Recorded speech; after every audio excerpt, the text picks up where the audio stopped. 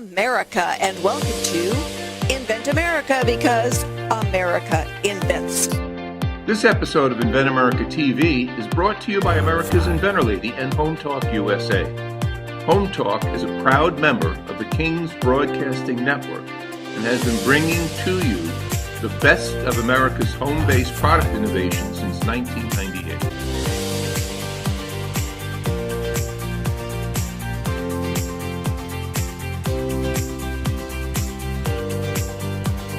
This segment of Invent America TV is brought to you by the law offices of R.P. Baraska. RPB law offices have been bringing corporate-level legal expertise to the independent inventor community for more than 20 years. For all your inventing legal needs, trust rpblawoffices.com. Welcome, America. That's right. We want to welcome all of our guests from the Home Talk USA show that's tuning in to the Invent America show. That's right, part of the Home Talk USA King Broadcasting family all across the nation right now. And all our terrestrial affiliates, that's right. This is a real radio show. That's right. Just want to make sure people understand. And we're almost the last one standing, to be honest with you. We're now celebrating our 29th year on the air. And as a matter of fact, we now hit another milestone. This is actually episode 1184 and counting. So we want to welcome all of you because America Invents. This is Invent America Radio. And now I'd like to welcome my partner in crime. She's known as the Inventor Lady herself, Miss Rita Crompton. Miss Rita, how you doing, darling? Hey there, how are you? It's getting to the point after 2.5 years, you know, I kind of miss we don't talk during the week and everything because, man, everything is exploding. Information is exploding. You're around the country, traveling, doing trade shows. I'm trying to, keep this thing going here. But, Rita, it's all about education and information. That's what we're trying to do right now. And so tell me what's going on since last week before we get into our subject matter. I know you just got back from ASD Market Week and you're trying to settle down a little bit. And I know it's kind of hard being like away for a whole week, you know what I mean? And then now everything is like crowding you, and I know the feeling, Rita. Well, we had 20 inventors there, 25 products. And when we get back, it's like, hitting the ground running and, trying to get everybody teed up for their next step. So everybody's got the next step to do. And whether it's, the next show that they're going to go to, fine-tuning their intellectual property, how do they build the next better prototype? And so, yeah, everybody's got, kind of their assignments that we go through, and talking to folks is like, all right, I get back on Saturday about noon. I am not answering my phone on Sunday. But come Monday morning, man, it was, answering the phone and getting people on the right track. Yep. Just because, life keeps on going, and so do products. Well, and, let's try to tell my audience, this show is for them. It's not us. It's not the Inventor Lady. It's not the Cajun contractor. It's for our guests and our audience. They make the show. And they're so important. And these trade shows are so important to us because we have to go to them. This is where we get our topics. Really, how many, I don't know what I'm trying to say, people contact us through ad agencies and PR firms. We want to get our client on the show. We want this, we want that. But I need to tell you, we just don't put anybody on. We have to have a certain criteria to do that. And the only way we can do that is to touch, feel, and hold at these shows, right? Where you actually see it and touch it and feel it. You understand? Absolutely. We learned so much at the shows. Everybody that went with us got feedback, which for a lot of them, that's critical. To get the ideas, people say, oh, did you think about doing it this way? Oh, what about this? Or somebody comes by and said, did you file anything international on your intellectual property? Yep. Whoa, some people hadn't even talked about that yet. Yep. There's time frames, there's different issues. Other times it's like, how fast can we get this manufactured? Yep. We had, one of the guys that was with us at the show stayed for the International Pizza Show. One of the biggest chains in America said, I need 70,000 a month. Yeah. Holy cow. Some people would be happy with 70,000 a year, but this guy wanted 70,000 a month. And it's like, well, okay, you got some serious next steps there on that. And so, it is the consumer, is as important on our listening end because they say, where can I get this? What's next? They want to know the cool products that are out there. And then for the other inventors to say, oh, I've got this idea. What do I do with it? Well, we want to be able to answer their questions as well. So for a lot of our guests, it's a matter of being able to say, this is what I've got. This is where you go to see it. And so we solve multiple problems. Consumers want to know what's new. They already know what's old. They want to know what's coming down the road that's going to answer a problem they've got. Well, I need to tell you, I got to admit something here on the air is that, usually, and I won't tell anybody. Well, I want my audience to know. Yeah, I want my audience to know that, Rita, she sets the topic and the subject matter on Invent America because she should. And usually when I, get the subject matter, I pretty much know what she's going to talk about, obviously. But I need to tell you, Rita, you got me dumbfounded on this topic matter. And when I got it, I said, I don't have a clue what she's going to say. And it's like, you want to talk about this surprise market. Now, what do you mean by that? I have no clue what's coming out of your mouth right now. I really don't. Well, a lot of it is about the product that Windsley Richard is going to talk about and how, when we go to the trade show and he took a miniature version of his prototype because a full-scale version of his product would have been impossible. We would have had to have, a building that was 4 stories high to be able to put this thing out there. But, sometimes the surprise is taking technology that has been out there for a while and using it in a new creative way. And that is what he did. It was brilliant.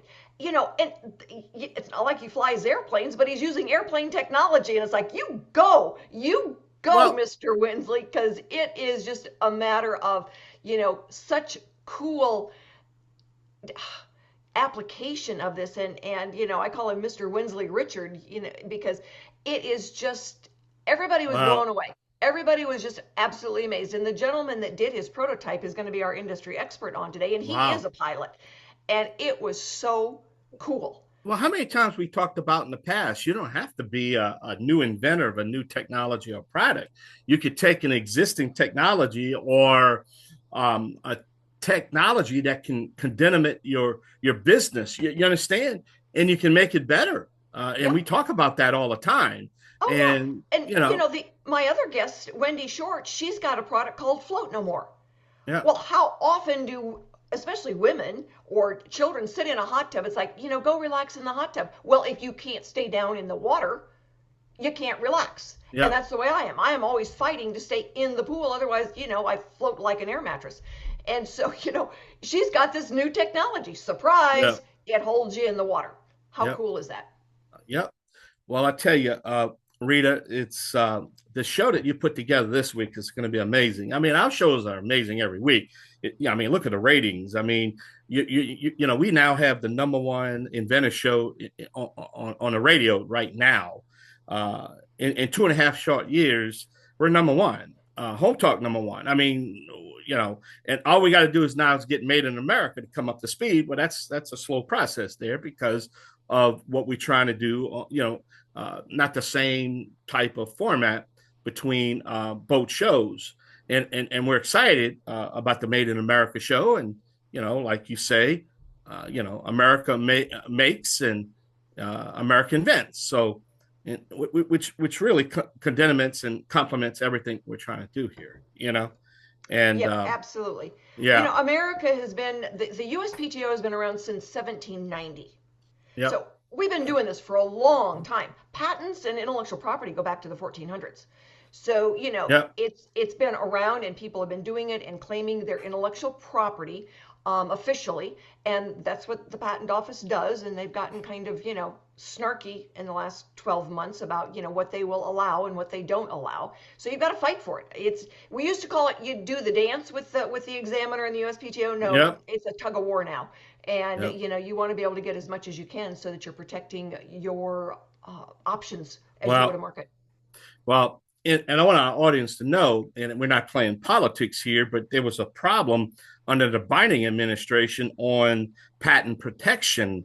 We were having all these horror stories of people even had patent protection, But the patent office was so corrupt over there, is that a lot of the patents really wasn't worth the paper was written on, because if you had a powerful company, man, they were just stealing it outright. And a lot of stuff was going on, and we addressed these issues. And as a matter of fact, I want to do something where we can, do a follow up on that and see if things got better. All right, we're gonna have to take a short break. You're listening to the Invent America Show on Invent America Radio here on the King's Broadcasting Network. I'm the Cajun contractor Michael King. Rita Crompton. We'll be right back. This segment of Invent America TV is brought to you by SearchQuest Patent Search. SearchQuest provides for a comprehensive patent search that searches the entire world and not just the U.S. Patent Office. Make sure that before you spend those big bucks having a patent written, you've done your due diligence by getting a comprehensive patent search. Use SearchQuestPatents.com for all your patent search needs. They scour the world for you. That's right. That's the Yahoo I've been waiting for. Everybody's texting me right now. Where's the Yahoo at? Well, welcome back, everyone. This is the Invent America Show here on Invent America Radio on the King's Broadcasting Network, streaming live all across America on all of these terrestrial radio stations. Don't forget, all our shows are archived, and if you want to come back, just go to hometalkusa.com, Home Talk Info, and it will take you straight to Invent America. All our shows can be captured and re-listen if you happen to miss the live broadcast here on. All right. Now, can you introduce our next guest? I certainly can. It is with really, really a great pleasure that I introduce to you Wendi Short. She is the inventor of Float No More, and I have got one. I love it because you know what? When I would think I'm going to go relax in the hot tub and I've got to fight to stay in the water, all right, it doesn't seem like it's really relaxing. So Wendi, thank you so much for jumping in and saving us today. And tell everybody, what is Float No More? Well, Rita, it's always a pleasure. So, Float No More is a hot tub accessory that helps keep us relaxing and perfectly anchored in our hot tubs and not floating away from the jets. So this is my first product and it's my first patent, and I've had this idea for over a decade. I've always had a bad back, and so I've always had a hot tub. Every time I get in it, I always brace myself or I tighten my muscles in order to fully stay seated in the hot tub. I virtually couldn't even use a lounger without floating away. So this was my solution to my own problem. And every time I used it around others, people would say, "Hey, can I borrow that?" And after, I got asked about 3 or 4 times, I thought, well, maybe there's something to this. So I invented Float No More. It's now patented, and it's just an innovative weight belt that anchors, the users in place in a hot tub. It allows them to actually enjoy and relax their experience, in their experience in their hot tub.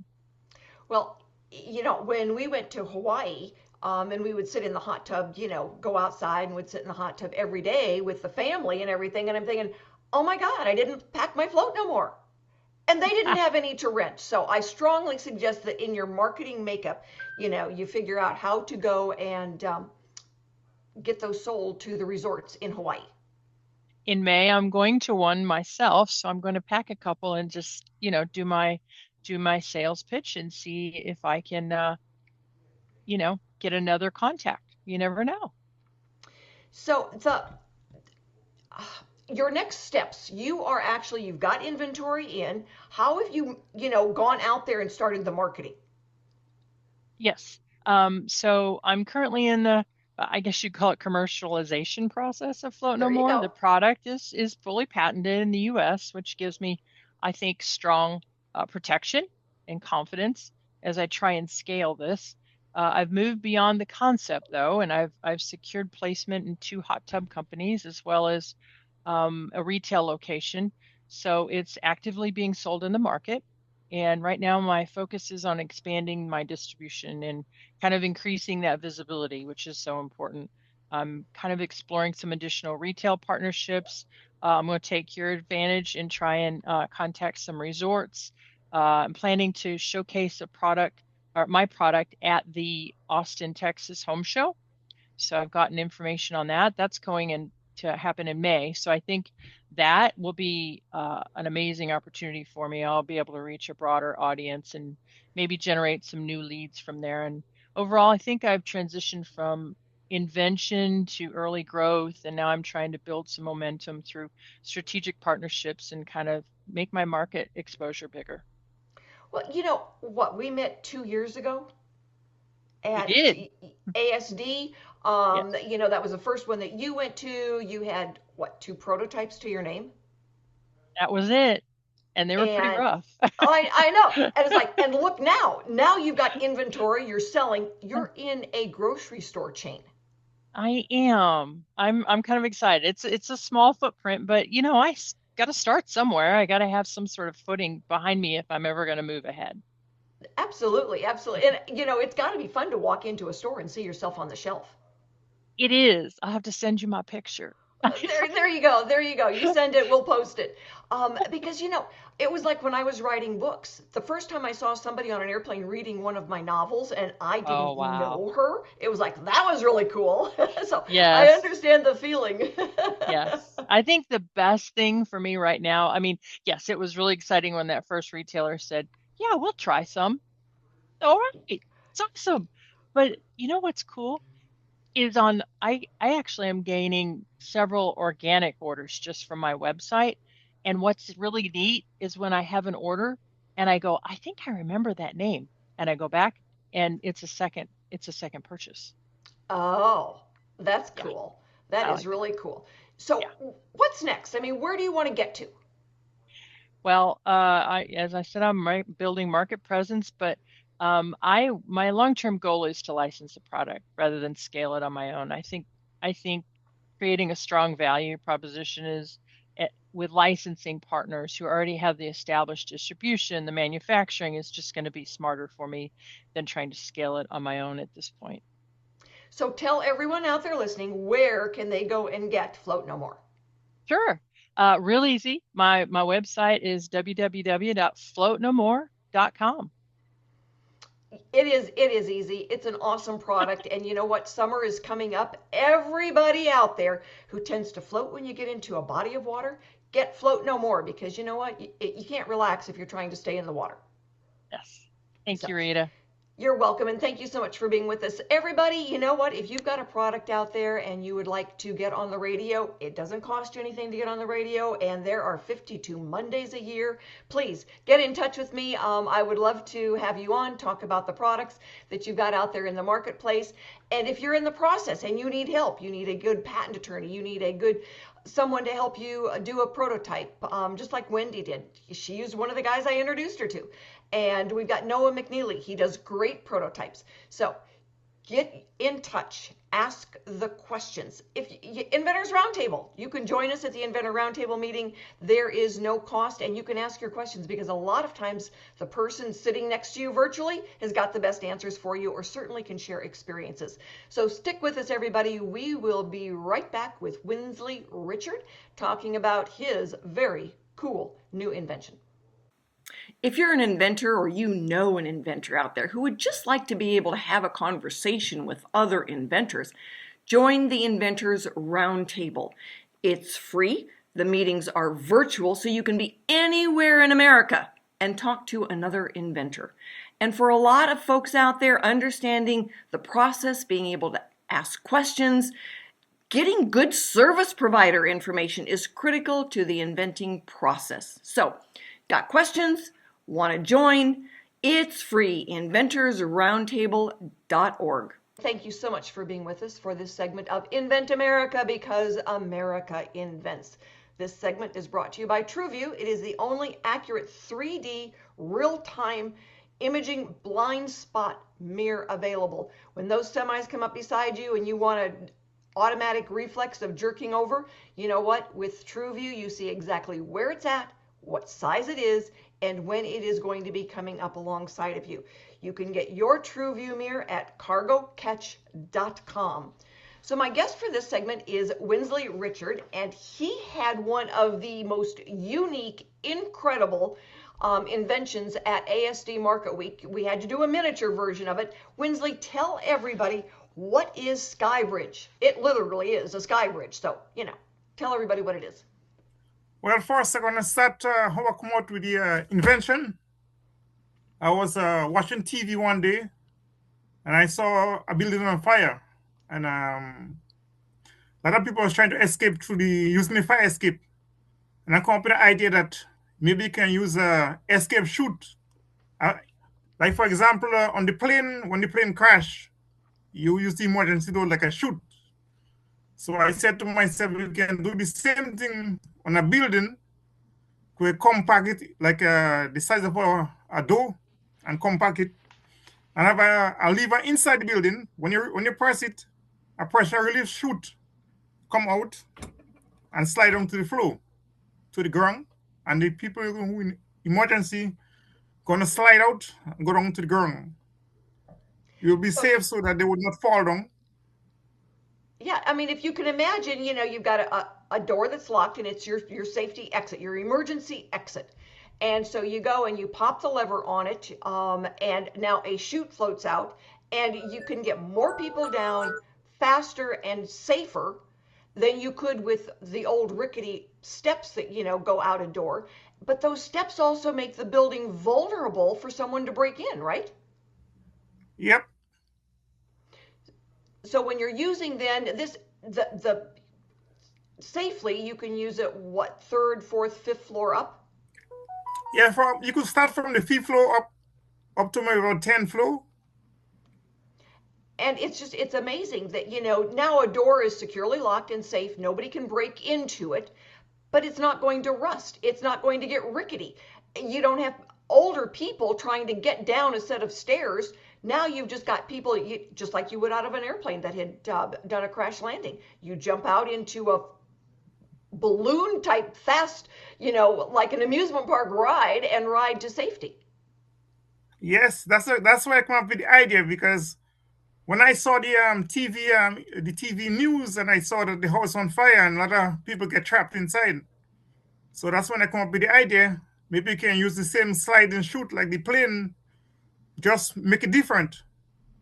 So when we took you to then ASD Market Week and you had a miniature version of it, it was easy to see it on top of the. Could you imagine if you had to build a full-size prototype to take to a show?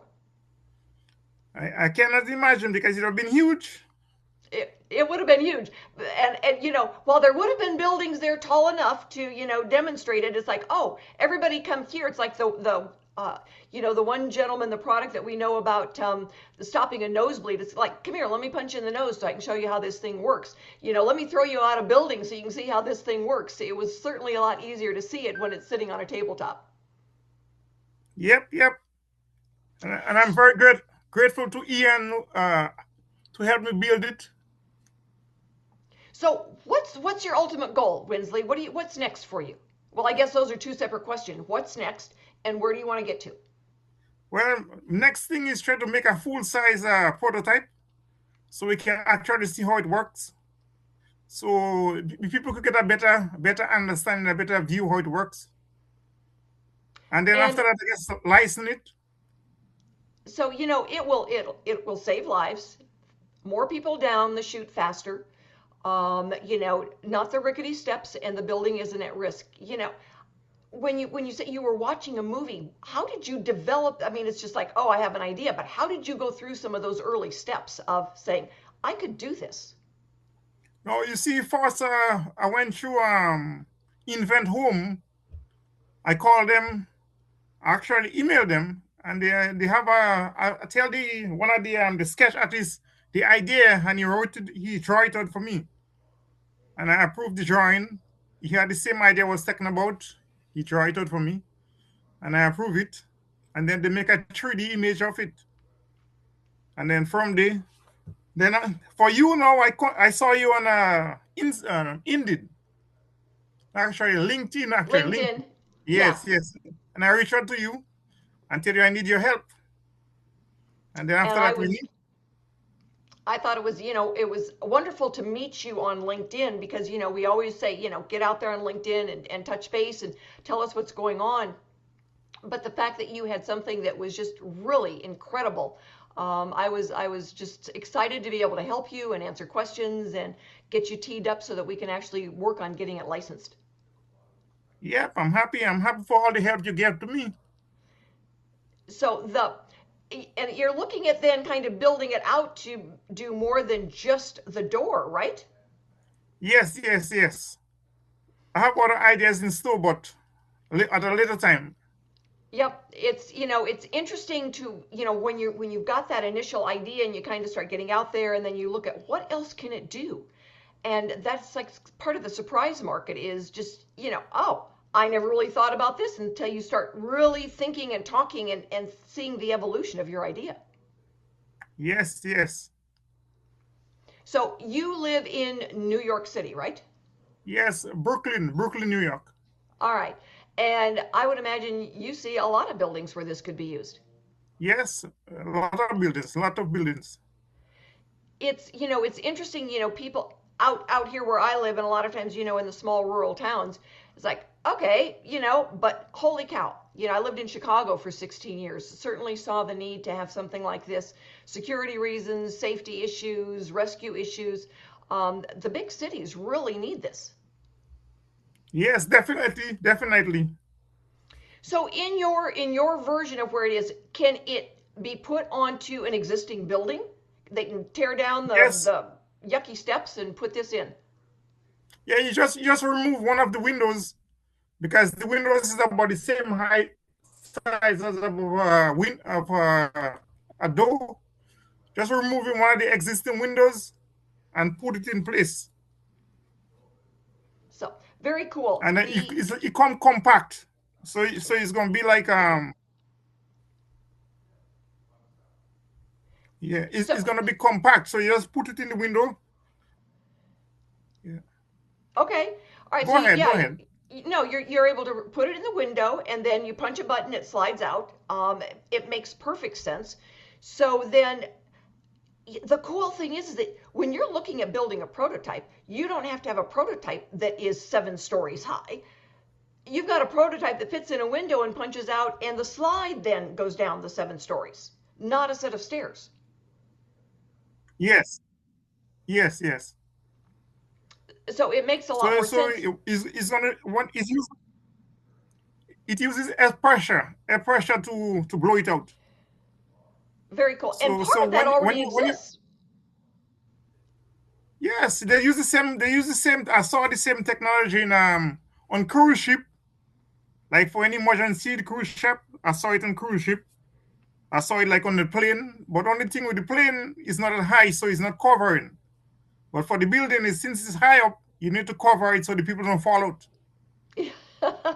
Yeah, that wouldn't be any fun. Kind of gets away from the safety thing, right? Yep. So we're going to be following your story and figuring out, watching how you progress. And the next time somebody out there says, oh my goodness, I heard about that on the radio, you'll be able to say, I heard that inventor when he was just getting started. And we'll be around to help Windsley get to the next steps, introduce him to potential licensees. For most inventors, being able to get to the point of licensing is where they're trying to get to, because licensing it to someone who's got the leverage, can get it out there, who knows the people that make the difference, and protects the intellectual property on behalf of the inventor. For a lot of folks, that's where they need to get to. So if you are out there and you've got an idea and you need some help, let us know. And we want to say a big, big thank you to King's Broadcasting, because you know what? That's what allows us to get the information to you, to either help you with your next product or let you know where to go to find your next really cool American invention. So stick with us, everybody. We will be right back with our industry expert and the gentleman who helped Windsley get his prototype done. We'll be right back. Introducing the amazing new Snoozle. It sprays faster, lasts longer. Ask for Snoozle by name.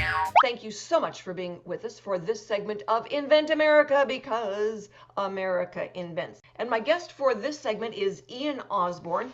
He has helped many inventors get that first version of a proof of concept prototype.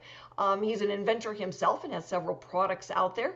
So Ian, when someone like a Windsley comes to you and you know that doing a full size prototype is probably not going to be the wisest first move, how do you make that determination? What do you go for? The biggest thing is I look at the actual product. I look at the marketplace as to what the product is going into, and also the end product of what the end product physically would be size-wise and what it would entail. That's basically the biggest key in determining what would be the most appropriate size and style of prototype to actually make, so that you get the point across easily so that people can see, hey, this is what it does. So objectively, you're trying to convey what somebody's idea is and bring it to fruition by having a touch, feel, tactical object. So a smaller version can do that. Yes, we have the ability to highly detail the concept in a smaller scale. Then we do that so that it definitely gets the point across to people. So what'd you first think when Windsley told you about his invention? As a pilot, I was on board instantaneously because I know exactly how, the systems work in airplanes for being able to evacuate people on the air, the air slides that come out of the, the doors within the air, the airplanes. So taking his, drawings, and all he was able to provide me was literally, sketch drawings. And I took those sketch drawings and made a 15 by 15 square model that shows and portrays exactly the concept of, a 5-story building, and then having the, the emergency access chute and come down out onto the ground below so people could see it. That, it's all about perception and being able to show people what it does and how it works. And as long as you can do that in a prototype that is full functioning, it's great. Yeah, there's certainly times when a smaller scale is more appropriate for an audience. It would have been really, really hard to demo a full scale model to that. When it's first coming out, I'm not really sure that anybody wants to jump into something like that and slide down 5 stories. There's a lot of daredevils out there. I think that, they would love to just do it just to do it. But when it comes to safety and your life is in danger, you're going to opt for the easiest, quickest way out. And that will be by far faster and safer than trying to not get trampled going down an emergency staircase, whether it be on the outside of a building or inside of a stairwell. This actually protects you from smoke inhalation, fire, heat. It gets you down within seconds rather than trying to work your way down a staircase. And if you have any kind of issues walking, that just makes it even harder to get down a staircase. Where here, feet first, head first, it doesn't matter. You go and you're down. So that's what's so incredible about this. It's like, you always figure, you see those rickety stairs coming out of a building, and even if it's inside and you're down an emergency escape, you're right. I mean, people racing down, they can tip somebody over. People then can trip on them, where this is just your basic, simple technology of a slide going out of a building that will save lives. Yeah. Very quick, very efficient. In the whole concept of it is it takes up little to no space, and you're just basically retrofitting. I mean, you could put it in new builds and you could do it in retrofits. You're literally just taking a hallway window and replacing the casing with this particular product's pre-cased box, call it like a door frame, and you just slide this in and it's ready to go. You tie it into the existing fire alarm system. It has safety overrides designed into it where it cannot be triggered unless a certain amount of parameters are hit.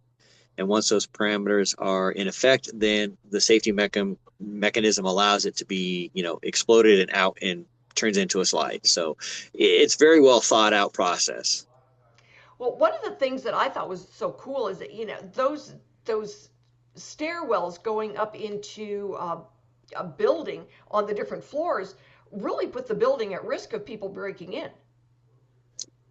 Yeah, I mean, emergency access or just an exit way that it's typically not keyed, not watched via security camera. It's just a door, and then you have like where Windsley lives in New York, a lot of the buildings, they're external fire escapes. And I know it's the jobs of the powers that be to make sure that those fire escapes on the external sides of buildings are safe, but I still wonder with today's age of people, how much can that building fire escape handle the load of people tromping down in a hurry when the buildings are 40 and 50 years old?